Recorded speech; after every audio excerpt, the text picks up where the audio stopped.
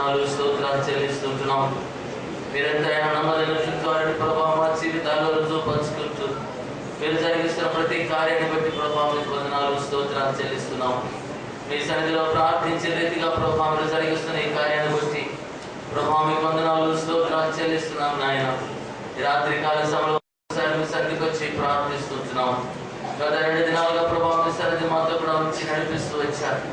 అనేకమైన శ్రేష్టమైనటువంటి వాక్య భాగాల ద్వారా ప్రభా మమ్మల్ని దర్శించి ఆదరించి ప్రభా మమ్మల్ని ప్రోత్సాహపరిచిన దాన్ని బట్టి మీకు స్తోత్రాలు చెల్లిస్తున్నాం. ఈ రాత్రి కాల సమయంలో ప్రత్యేక రీతిగా ప్రభావ మీ సన్నిధిలో ప్రార్థించేస్తున్నాను. పరిశుద్ధాత్మదేవాన్ని దర్శించండి నాయన, సంధించండి, ఒప్పించమని ప్రార్థిస్తున్నాను ప్రభా. ప్రతి ఒక్కరిని సర్వసాక్ష్యంలోకి నడిపించమని ప్రార్థించేస్తున్నాం. ఎవరికి అవసరం ఏ వాక్యం అవసరమైందో ప్రభా ఆ వాక్యం ద్వారా ప్రతి ఒక్కరితో ఈ రాత్రి మీరు మాట్లాడమని ప్రార్థన చేస్తున్నాం ప్రభా. మా అందరి జీవితాల్ని, మా అందరి హృదయాల్ని, మా పరిస్థితులన్నింటినీ, మా సమస్యలు, మాకు ప్రతి బలహీనత నుంచి మా తండ్రి ఈ రాత్రి సమయంలో ప్రత్యేక రీతిగా మీ జీవపు మాటల చేత ప్రభా ప్రతి హృదయాన్ని తాకి దీవించి పంపించమని ప్రార్థన చేస్తున్నాను తండ్రి.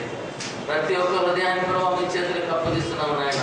సూటిగానైనా ప్రతి హృదయాన్ని మీరు దర్శించి ప్రతి ఒక్కరు కూడా ప్రభావ మీ యొక్క దీవెన పొందుకొని మీ సన్నిధి భాగ్యాన్ని ప్రసాదిస్తారని నన్ను మీకు వందనాలు చెల్లిస్తున్నాం.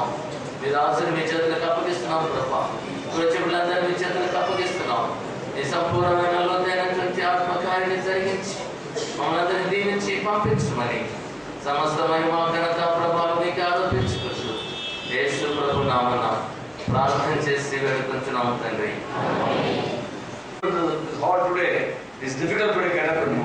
ఈ రోజు మరి అందరు ఇక్కడ కిక్కిరిసిపోయారు కాబట్టి లెగిసి నడవాలన్నా కష్టంగానే ఉంది. కనుక మీరు ఇటు అటు తిరగకుండా దేవుడు నా హృదయం కోరిక నేను తీర్చాడు అనుకుంటాను. So please cooperate with me. దయచేసి నాతో సహకరించండి. I'm going to speak for 1 hour. మరి 1 గంట సేపు మాట్లాడతాను. And I can assure you the devil doesn't want you to listen to the message tonight. మరి ఈ రాత్రి సమయంలో ఈ వర్తమానము మీరు వినడము సాతానికి ఎంత మాత్రము ఇష్టము లేదని నిశ్చయంగా చెప్తూ ఉన్నాను. Because I'm going to talk about your authority over the devil in Jesus' name. ఎందుకంటే యేసు నామములో సాతాను మీద మీకు ఉండేటువంటి అధికారం గురించి ఈ రోజు చెప్పబోతూ ఉన్నాను. How you and me in Jesus' name can stand against the devil and have authority over the devil. యేసు నామములో మన ఒక్కొక్కరు కూడా సాతానికి వ్యతిరేకంగా నిలబడి సాతాను మీద ఎలాగ అధికారం మనం కలిగి ఉండగలమో ఈ వాక్యంలో మనం ధ్యానం చేద్దాం. So it will try to prevent you from listening by creating some disturbance. కనుక ఏదో గందరగోళం సృష్టించి మీరు వినకుండా చేయడానికి సాతాను ప్రయత్నిస్తూ ఉంటాడు. Don't get disturbed. కనుక మీరు దయచేసి ఇటు అటు మరి మళ్ళించకండి. Please also don't disturb me. మరి దయచేసి నన్ను కూడా ఆటంకపరచకండి. We're going to look into God's word. మనం అందరం కలిసి దేవుని వాక్యాన్ని చూద్దాం And see how we are so blessed to be a people who have been given victory in Jesus' name. యేసు నామములో విజయం ఇవ్వబడినటువంటి వారిగా ఎంత ఆశీర్వాదకరమైన వారమో మనము ఈ రోజు మనం చూడబోతున్నాం. The Bible says in 1 John 3:8. మొదటి యోహాను 3:8 బైబిల్ ఏమంటుందంటే, The reason the Son of God appeared was to destroy the devil's work. మరి దేవుని కుమారుడు రావడానికి కారణం ఏంటంటే సాతాను యొక్క క్రియల్ని నాశనం చేయడానికి ఆయన వచ్చాడు. And after destroying the devil's work, సాతాను క్రియల్ని ఆయన నాశనం చేసిన తర్వాత on the cross, కలువరి శిలువ మీద అది చేసి he given his children authority over the devil. మరి సాతాను మీద అధికారాన్ని యేసు ప్రభువు తన పిల్లలకి ఇచ్చాడు. Now let me share a little bit about the spiritual realm. మరి ఆత్మీయత గురించినటువంటి కొన్ని విషయాలు మీతో చెప్పాలని ఆశపడుతున్నాను. In the spiritual world, మరి ఈ యొక్క ఆత్మ లోకంలో there is God. దేవుడు ఉన్నాడు. Under God there are angels of God. మరి దేవుని క్రింద దేవదూతలు ఉన్నారు. And there are some fallen angels of God. మరి దేవుని దూతల్లో పడిపోయినటువంటి కొన్ని దేవదూతలు ఉన్నాయి. The head of these fallen angels is called Lucifer or Satan. ఈ దేవుని నుంచి పడిపోయినటువంటి దూతల యొక్క అధిపతిని లూసిఫరు లేక సాతాను అంటారు. At one time he was a worshipper of God. ఒకప్పుడు ఈ యొక్క లూసిఫరు దేవుని ఆరాధించేటువంటి వాడు. He was an archangel in heaven. మరి పరలోకంలో ప్రధాన దూతగా ఉండేటువంటి వాడు. And he wanted to be like God. అయితే దేవుని వలె ఉండాలి అని దురాశ పొందాడు. And he was banished from heaven. మరి పరలోకం నుంచి వెలుగొట్టబడ్డాడు. And Christ was a witness to that. మరి దానికి అంతటికి క్రీస్తు సాక్షిగా ఉంటూ ఉన్నాడు. Let's not forget that Christ was there in the very beginning. మరి క్రీస్తు ఆదిలోనే ఉన్నాడు అన్న విషయాన్ని మనం మర్చిపోకూడదండి. He is the one who created the heavens and the earth. ఆయన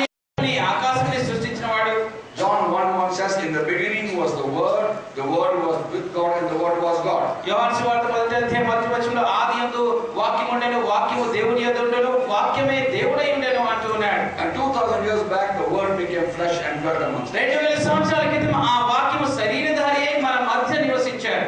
In the beginning he was there. కనుక ఆది నుంచి కూడా ఆయన ఉన్నాడు. And Colossians 1:16 says, కొలస్సీయులకు రాసిన పత్రిక మొదటి అధ్యాయం 16వ వచనం ఏమంటుందంటే, by him all things were created. ఆయన మూలంగా ఆయన ద్వారానే సమస్తమును కలిగి ఉన్నవి సృష్టింపబడెను. Before man was created, మానవుడు సృష్టింపబడక ముందే the archangel Satan or Lucifer ప్రధాన దూత అయినటువంటి ఆ Lucifer became proud in his heart, తన హృదయంలో గర్వించి and he was banished from heaven. పరలోకం నుంచి వెలగొట్టబడ్డాడు. And Christ was a witness to that. దానికి ఆ సంఘటనకి క్రీస్తు సాక్షిగా When ఉన్నాడు. he entered the world, ఆయన లోకంలోకి he told ప్రవేశించినప్పుడు the disciples, he told the Jews in fact, మరి యూదులని ప్రభు ఏమని చెప్పారంటే, and in Luke chapter 10, లూకా సువార్త 10వ అధ్యాయం verse 18, 18వ వచనం, I saw Satan fall like lightning from heaven. పరలోకం నుంచి లేక ఆకాశం నుంచి వెలుగువలే సాతాను క్రింద పడవేయబడి నేను చూశాను అంటాడు. So it is true, కనుక అది సత్యం అండి. because it's in the Bible, బైబిల్లో ఉంది కనుక, and he said that. యేసు ప్రభు వారు తానే చెప్పారు కనుక, So he was a witness to Satan being sent down to earth. కనుక సాతాను భూమి మీద పడవేయబడడానికి క్రీస్తు సాక్షిగా ఉంటూ ఉన్నాడు. Along with him, a host of angels were sent down. ఆ సాతాను చేత వాడి అనుచరులు అనేక మంది దూతల కింద పడవేయబడ్డారు. Now when man was created, అయితే మానవుడు సృష్టింపబడినప్పుడు, the first man Adam was created. మొదటి మానవుడైనటువంటి ఆదాము సృష్టింపబడినప్పుడు, Now before he was created, మరి అతడు సృష్టింపబడక ముందు God had created the animals, birds, reptiles, plants and trees. దేవుడు ఆకాశ పక్షుల్ని, భూజంతువుల్ని, జలరాశుల్ని, వృక్షాలని ఇవన్నిటిని కూడా ఆయన సృష్టించాడు. After everything was created, ఈ సమస్తం కూడా సృష్టింపబడిన తర్వాత then God made man. అప్పుడు దేవుడు మానవుని సృష్టించాడు. When man was created, మానవుడు సృష్టింపబడినప్పుడు, when he opened his eyes, తన కళ్ళు తెరిచినప్పుడు, looked around him, తన చుట్టూ ఉన్నది చూస్తూ, the animals, birds, reptiles, plants, trees, everything was already made. మరి జంతువులు, ఆకాశ పక్షులు, జలచరములు, ఈ వృక్షాలు అన్ని కూడా అప్పటికే సృష్టింపబడి ఉన్నాయి. After man was created, the Bible says, ఈ మానవుడు సృష్టించిన తర్వాత బైబిల్ ఏం చెప్తుందంటే, in Genesis 1:28, ఆదికాండం మొదటి అధ్యాయం 28వ వచనంలో, God blessed them and said to them, Adam and Eve, మరి దేవుడు వారిని ఆశీర్వదించి ఆదాము అవ్వలతో ఏమన్నా అంటే, fill the earth and subdue it. మీరు ఈ మీరు ఫలించి భూమిని యందు విస్తరించి దాన్ని లోపరుచుకొనుడి అని చెప్పాడు. Rule over the fish of the sea, the birds of the air, and every living creature that moves on the earth. జలచరములు, ఆకాశ పక్షులు, భూమి మీద సంచరించు ప్రతి వాటికి మీరు ఏలుబడిగా ఉండుడి అని చెప్పాడు. So God gave man authority over creation. కనుక దేవుడు మానవునికి ఈ సృష్టి మీద అధికారం ఇచ్చాడండి. In the Garden of Eden, ఏదైనా వనంలో everything was subject to Adam. అన్ని కూడా ఆదాముకి లోపరచబడ్డాయి. God gave him responsibility to work in the garden and take care of it. ఆ వనంలో మరి దాని గురించి పని చేసి జాగ్రత్త తీసుకునేటువంటి బాధ్యత దేవుడు ఆదాముకి ఇచ్చాడు. So the earthly creation కనుక ఈ భూ సంబంధమైనటువంటి సృష్టి was made for man. మానవుడి కోసం సృష్టింపబడింది. Man was given the privilege of ruling over creation. మరి ఈ సృష్టిని అధికారము కలిగి ఉండడానికి, ఏలుబడి చేయడానికి మానవుడికి అధికారం ఇవ్వబడింది. And the devil was a witness to it. మరి దానికి సాతాను సాక్షిగా ఉన్నాడు. And he knew how much God loved man. దేవుడు మానవుని ఎంత ప్రేమిస్తున్నాడో సాతానికి తెలుసు. And he wanted to steal what belonged to man. మానవుడికి పొందుకున్నటువంటిది సాతాను దొంగిలించాలి అనుకున్నాడు. So man was there. కనుక మానవుడు ఉన్నాడు. Creation was there. సృష్టి ఉంది.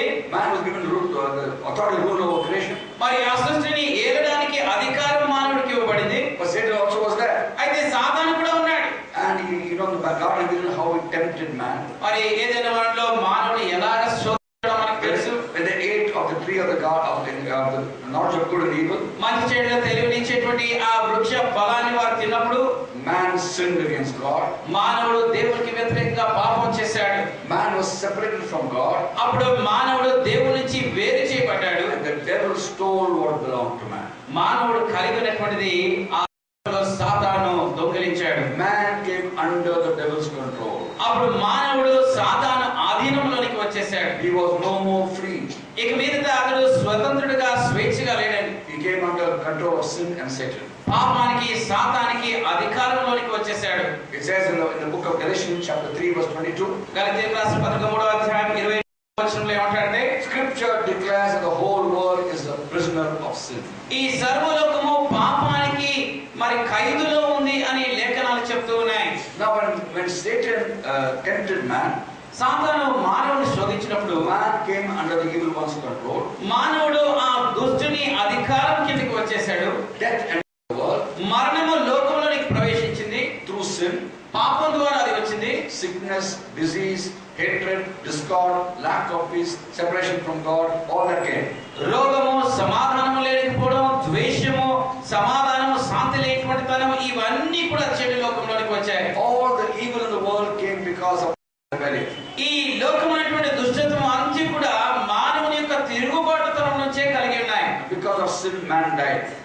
పాపం వల్ల మానవుడు మరణించాడు. The Bible says in Romans chapter 5 verse 12. రోమీయులకు రాసిన పత్రిక 5వ అధ్యాయం 12వ వచనంలో బైబిల్ ఏం చెప్తుందంటే, Sin entered the world through one man. ఒక్క వ్యక్తి ద్వారా పాపము లోకములోనికి ప్రవేశించును. Through sin. మరి మరణము ఆ పాపం ద్వారా లోకంలోనికి వచ్చింది. In this way, death came to all people because all people sinned. ఆ రీతిగా మానవులందరూ పాపం చేశారు కనుక మరణము మానవులందరికీ ప్రాప్తిస్తుంది. Now Satan not only tempted man to be separated from God. మరి సాతాను మానవుని దేవుని నుంచి వేరుకోవడానికి శోధించడం మాత్రమే కాకుండా He also began to rule over the things of this earth. మరి ఈ లోకము వస్తువుల మీద వాడు మరి ఏలుబడి చేయడం ఆరంభించాడు. He became the prince of this world. మరి ఈ లోకానికి అధిపతి అయిపోయాడు. That's why even animals die. అందుకనే జంతువులు కూడా మరణిస్తూ ఉన్నాయి. The whole creation is in decay. మరి ఈ యొక్క సృష్టి అంతా కూడా కృషించిపోతూ ఉంది. Wondered why animals die? మరి ఎప్పుడైనా మీరు ఈ జంతువులు ఎందుకు చనిపోతున్నాయి ఆలోచించారా? We die because we sin.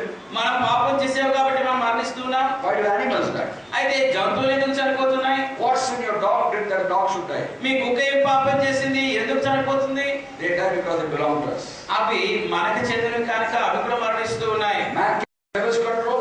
మానవుడు సాతాను అధికారంలోకి వచ్చేసాడు. What belonged to man also came under devil's control. మానవుడికి చెందిన అంతా కూడా ఆ విధంగా సాతాను అధికారంలోకి వచ్చేసాడు. And man became in bondage to sin and the evil one. అప్పుడు మానవుడు ఆ దుష్టుడికి పాపానికి బానిసత్వంలోకి వెళ్ళిపోయాడు. And since the rebellion in the Garden of Eden, ఏదైనా వరకు ఆయన తిరుగుబాటు సమయం నుంచి కూడా Satan and sin have been ruling this world. సాతాను పాపము ఈ లోకాన్ని ఏలన ఆరంభించాయి. That's why there is evil in the world. అందుకని ఈ లోకంలో ఇంత దుష్టత్వం ఉంటుంది. Evil is not God's doing. ఈ దుష్టత్వం అనేటువంటిది దేవుడు కలుగజేసింది కాదు. The devil is doing with the cooperation of man. మానవుని యొక్క సహకారంతోని చేసేటువంటిది దుష్టత్వం అంతా. But God spoke through his prophets in Israel. అయితే దేవుడు ఇశ్రాయేలీయులతో తన ప్రవక్తల ద్వారా మాట్లాడాడు. He spoke about the coming of the Messiah into the world. ఈ రాబోయేటువంటి మెస్సయ ఈ లోకానికి వస్తున్నాడు అన్న విషయాన్ని చెప్పాడు. He spoke about freedom from Satan and sin పాపం నుంచి సాతాను నుంచి నీ స్వతంత్రం కలుగుట విషయమని చెప్పాడు. through prophets. ప్రవక్త ద్వారా ఆ విషయాన్ని ప్రకటన What చేశాడు. prophet Isaiah prophesied? యెషయా అనేటువంటి ఒక ప్రవక్త ప్రవచించి Isaiah chapter 61, యెషయా గ్రంథం 61వ అధ్యాయం the first 3 verses. మొదటి 3 వచనాలు. It's called the Messianic prophecy. అది మెస్సియాని గురించినటువంటి ప్రవచన వాక్యములు అంటారు. It's a prophecy about the anointing on the Messiah. మరి ఆ